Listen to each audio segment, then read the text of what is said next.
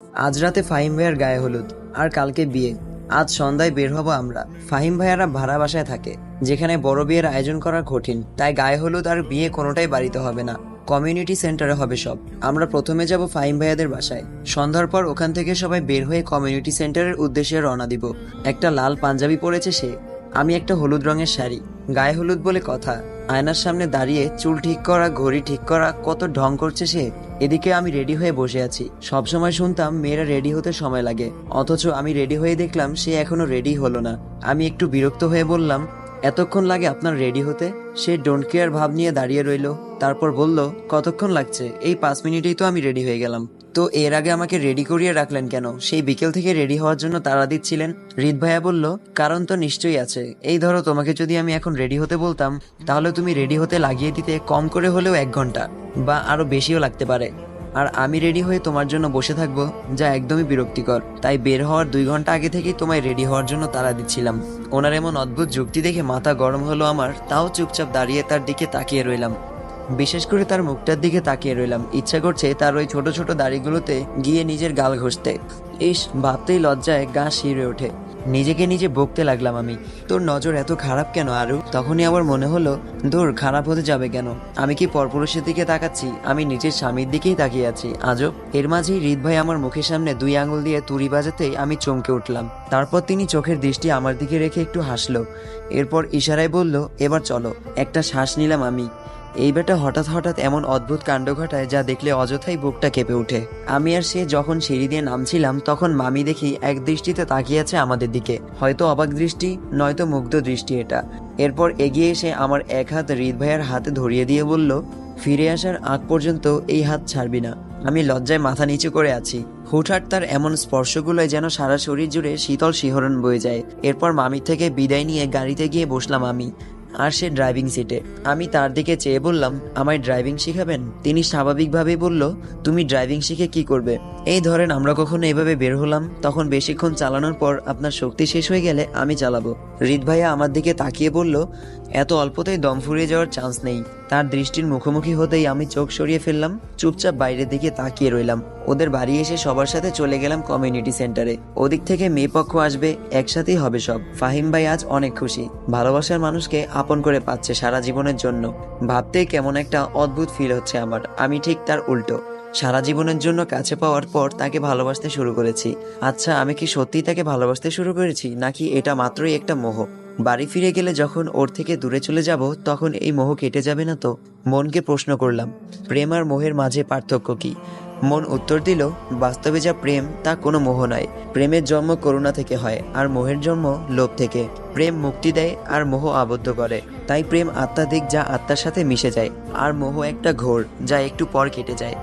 দূরত্বই বলে দিবে কে কাকে কতটুকু ভালোবাসে। এখানেও হৃদ ভাইয়ের সেই মেয়ে ফ্রেন্ডটাকে দেখে খুব রাগ হলো আমার। হৃদ ভাইয়ের সাথে দাঁড়িয়ে দাঁড়িয়ে কথা বলছে, তা মোটেও সহ্য হচ্ছে না আমার। গায়ে হলুদের পার্ট শুরু হবে 10টার পর। এখন কয়েকজন মেহেদি লাগাতে ব্যস্ত, আর কয়েকজন ছবি তুলতে। আর নীরব ভাইয়া সেই কখন থেকে একটা মেয়েকে ফলো করছে। হৃদ ভাইয়ার কাছে শুনলাম, এই নীরব ভাইয়া নাকি খুব ফাজিল, সারাক্ষণ মাথায় মেয়ে পটানোর চিন্তা ঘুরে। হঠাৎ ঠাস করে একটা চরের শব্দে আমি পেছনে তাকালাম, দেখে নীরব ভাইয়া গালে হাত দিয়ে দাঁড়িয়ে আছে, আর সামনে মেয়েটা। আমার বুঝতে বাকি রইল না কি হয়েছে। নিজের অজান্তেই হেসে দিলাম আমি।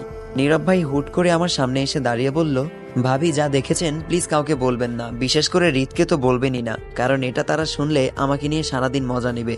আমি একটু হেসে বললাম, কিন্তু আমি তো কিছুই দেখিনি। নীরব ভাই বুকে হাত দিয়ে একটা নিঃশ্বাস নিয়ে সেখান থেকে চলে গেল। আমিও হাতে মেহেদি দিলাম। মেহেদির মাঝখানে হাতের তালুতে বড় করে লিখলাম আর, যা হৃদ ভাইয়ের নামকে বোঝায়।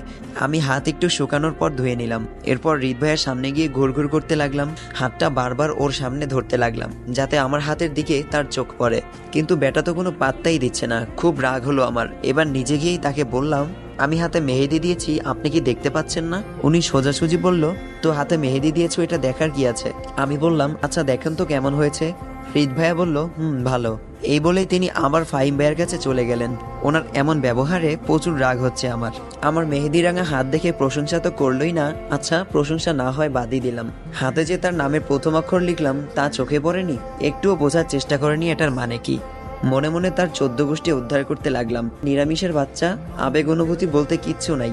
রাগে সেখান থেকে চলে গেলাম। হাতে পানি দিয়ে ঘুষতে লাগলাম জোরে জোরে, আর মনে মনে বলতে লাগলাম, আমার কপাল এটা, আল্লাহ আমারে এমন নিরামিষ একটা জামাই দিছে, ভালোবাসা দূরে থাক, আবেগ অনুভূতিও কিচ্ছু নাই, আজকেই তুলে ফেলবো এই অক্ষর।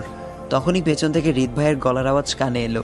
হৃদ ভাইয়া বলল, এত ঘষে লাভ নেই, এটা অত সহজে উঠবে না, বরং আরো ছড়িয়ে গিয়ে সৌন্দর্য নষ্ট করবে। এটা যেন কাটা গায়ে লবণের ছিটার মতো লাগলো। কিছুক্ষণ পর সকলের উদ্দেশ্যে নীরব ভাইয়া বলে উঠল, হ্যালো এভরিওয়ান, বিয়ে মানেই হাসি খুশি আনন্দ আর দুটি মানুষের জীবন একই সূত্র পবিত্র বন্ধনে আবদ্ধ হওয়া। চারদিকে এমন ঝাঁকঝমকপূর্ণ পরিবেশটা দেখতেই সুন্দর লাগছে খুব, তাই না? হ্যাঁ, আর এই ঝাঁকঝমকপূর্ণ পরিবেশটা আরো মধুময় করে তুলতে এখন সকলের মাঝে গান নিয়ে আসছে আমাদের প্রাণপ্রিয় বন্ধু হৃদ। আমার যেন খুশিতে হাততালি দিতে ইচ্ছা করছে। এবার বোঝো ঠেলা, নীরব ভাইকে আমার হাজারবার ধন্যবাদ দিতে ইচ্ছা করছে। আমি নিশ্চিত এই অনুভূতিহীন মানুষটা কখনোই এত মানুষের সামনে গান গাইতে পারবে না, আর সে গান পারে এটাও কখনো শুনিনি। যাই হোক, পরের সিন দেখার জন্য আগ্রহ নিয়ে তাকিয়ে আছি হৃদ ভাইয়ের দিকে। তখনই ফাহিম ভাইয়ের ছোট ভাই নাইম একটা গিটার নিয়ে হৃদ ভাইয়ের হাতে দিল।